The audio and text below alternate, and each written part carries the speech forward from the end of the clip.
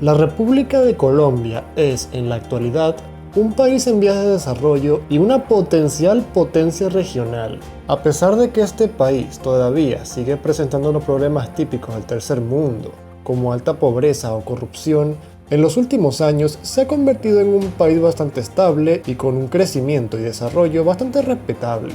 Esto es particularmente impresionante si tenemos en cuenta que hace apenas unos 30 años, allá por los años 90, Colombia era un país al borde de convertirse y para muchos ya era un estado fallido.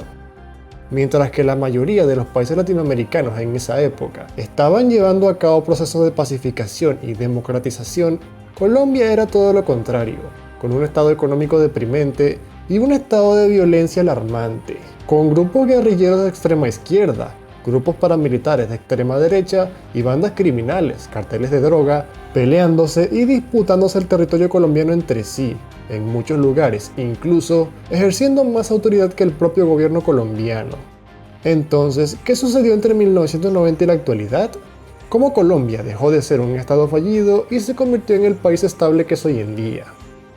En los años 80 y principios de los 90, todos o casi todos los presidentes colombianos habían intentado iniciar conversaciones de paz con grupos armados como las Fuerzas Armadas Revolucionarias de Colombia, el Ejército de Liberación Nacional, las Autodefensas Unidas de Colombia, entre otros, para terminar de una vez por todas con el conflicto interno. Todas estas conversaciones fueron un fracaso y dieron como resultado el fortalecimiento de estos grupos terroristas, quienes hasta comenzaron a actuar como ejércitos regulares y controlaban enormes porciones del territorio colombiano. Por esta razón, el gobierno colombiano cambió de estrategia y junto con los Estados Unidos, en 1999, lanzaron el Plan Colombia, un proyecto en donde el gobierno estadounidense financiaría con grandes cantidades de dinero, tecnología, personal y conocimiento al gobierno colombiano con el fin de fortalecerlo y mejorar su capacidad de combate.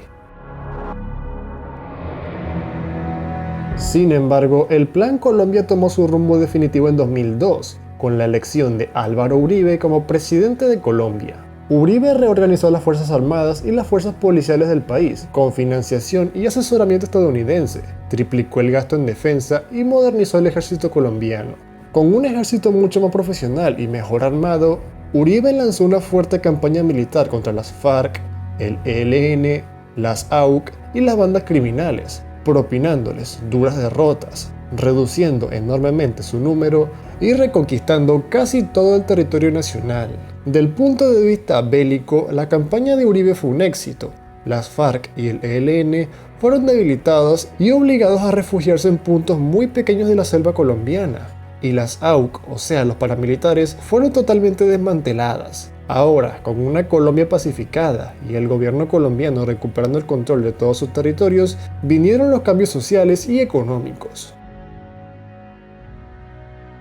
El PIB per cápita, o sea, la riqueza promedio del colombiano, pasó de $2.400 en 2002 a $6.500 en 2010 y casi $7.000 en 2018.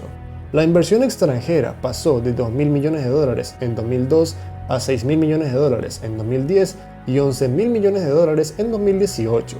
En 2002, Colombia recibió apenas unos 600.000 turistas. En 2010 recibió 1.700.000 y en 2018 recibió 4.400.000. La pobreza pasó del 49% en 2002 al 37% en 2010 y al 27% en 2018. La tasa de homicidios pasó de 69 personas por cada 100.000 habitantes en 2002 a 34 personas en 2010 y 25 personas en 2018. Y por último, la tasa de secuestros pasó de 3,4 personas por cada 100.000 habitantes en 2002 a 0,6 personas en 2010 y 0,4 personas en 2017. Álvaro Uribe salió del poder en 2010 como un presidente altamente popular, aunque bastante polémico. Los presidentes siguientes, en teoría, eran uribistas, aunque se han desviado un poco de la política del presidente Uribe, reanudando conversaciones de paz con los grupos terroristas. Sin embargo, este milagro colombiano ocurrió con muchas polémicas. En primer lugar, el presidente Uribe en múltiples ocasiones fue catalogado de autoritario, dictatorial y violador de los derechos humanos. Durante su campaña militar ocurrieron una serie de eventos conocidos como los falsos positivos, en donde militares colombianos mataban a civiles, les ponían ropas de guerrilleros y los hacían pasar por bajas terroristas para así ganar ascensos. A pesar de que el gobierno de Uribe no estuvo directamente involucrado con esto, muchos colombianos lo acusaron de irresponsable y cómplice indirecto. Además, gracias a que, por una parte, Uribe en general fue mucho más suave con los paramilitares de extrema derecha, dándole amnistía a muchos de ellos a cambio de cooperación, y por otra parte, muchos de sus compañeros políticos y familiares han sido acusados de tener relaciones con el narcotráfico y que también durante su gobierno la producción de drogas como la cocaína ha seguido exactamente igual, muchos colombianos lo han acusado de paramilitar y narcotraficante, acusaciones que Álvaro Uribe ha rechazado energéticamente.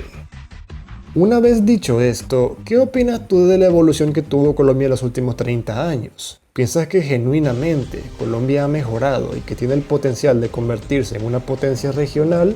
Deja tu opinión en los comentarios en la parte inferior. Si el video te gustó, por favor, dale like y suscríbete. Comparte este video con tus amigos y hasta la próxima.